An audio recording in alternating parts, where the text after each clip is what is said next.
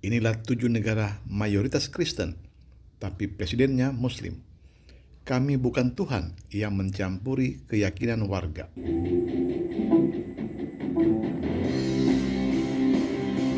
Diketahui ternyata ada banyak negara di dunia ini di mana warganya atau penduduknya mayoritas Kristen tetapi presidennya beragama Islam. Misalnya seorang wanita bernama Sheffield Saide terpilih sebagai Perdana Menteri di salah satu negara di Eropa, yakni Rumania. Rumania adalah negara kecil dengan jumlah penduduk hanya 20 juta dan 80%-nya beragama Kristen, sedangkan Muslim tidak sampai 1%. Sheffield dipilih bukan karena faktor agamanya, tetapi karena intelektualnya. Kedua, Samia Suluhu Hassan. Samia Suluhu Hassan adalah Presiden Tanzania, sebuah negara beriklim tropis terletak di benua Afrika bagian timur. Penduduk Tanzania berjumlah 53,9 juta jiwa. 61,4% beragama Kristen, sedangkan Islam 35,2%. Ketiga ada Halimah Yacob, Presiden Singapura yang terpilih tahun 2017 silam. Halimah Yacob beragama Islam, sementara Islam di Singapura hanya 14%. Sementara agama Buddha 45,2%, Kristen 18,8%, Hindu 5%, dan sisanya adalah 18,5% yang tidak memiliki agama. Keempat adalah Muhammad Irfan Ali, Presiden Guyana. Guyana adalah negara pesisir Amerika Selatan, berbatasan dengan Venezuela dan Brasil. Mayoritas penduduk Guyana beragama Kristen, kemudian Hindu, lalu Islam. Namun Muhammad Irfan Ali yang beragama Islam menjadi presiden di Guyana yang berpenduduk mayoritas beragama Kristen dan Hindu. Kelima, Ali Bongo Ondimba, Presiden Gabon.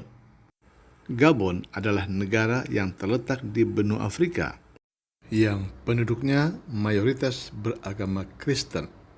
Sedangkan Ali Bongo Ondimba diketahui adalah presiden beragama Islam yang taat. Penduduk beragama Islam di negara ini hanya 10%. 90%-nya beragama Kristen dan agama lokal. Ada lagi yang keenam, Amina Gurib Fakim, Presiden Mauritius.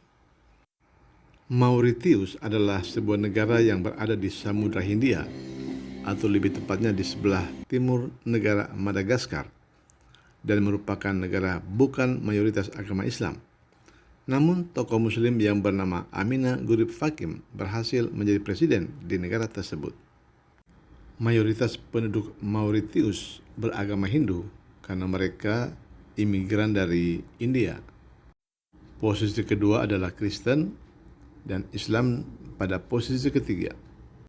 Dan yang ketujuh, Bakili Elson Mulusi, Presiden Malawi yang memimpin negara tersebut pada tahun 1994 sampai 2004 silam.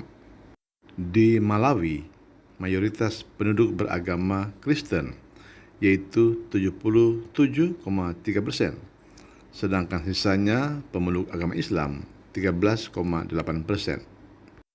Yang menjadi pertanyaan, mengapa tokoh-tokoh Islam ini bisa menjadi presiden atau perdana menteri di negara mayoritas Kristen? Pertama, mereka dipilih bukan karena faktor agama. Meskipun mereka Muslim, tapi mereka tidak pernah membawa-bawa agama dalam kepemimpinan mereka. Karena mereka sadar mereka pemimpin negara, bukan pemimpin agama. Mereka pun tidak membawa misi agama dalam kepemimpinan mereka. Kedua, karena negara tidak mencampuri urusan keagamaan di negara tersebut. Agama bagi mereka adalah masalah pribadi, bukan masalah negara. Mereka sadar bahwa masalah keyakinan atau kepercayaan adalah masalah pribadi seseorang dengan Tuhannya, dan mereka bukan Tuhan. Itu sebabnya dalam perundang-undangan negara mereka tidak mengenal pasal-pasal penistaan agama seperti yang ada di negara Indonesia. Dan ketiga, mereka dipilih karena memiliki kemampuan untuk memimpin. Dan tentu saja itu merupakan faktor utama mengapa mereka dipilih untuk menjadi pemimpin, presiden, ataupun perdana menteri. Jadi mengapa ada tokoh Islam yang menjadi pemimpin di negara yang mayoritas penduduknya Kristen? Itu karena misi pemimpinnya adalah membawa penduduknya kepada kesejahteraan, bukan membawa mereka ke surga.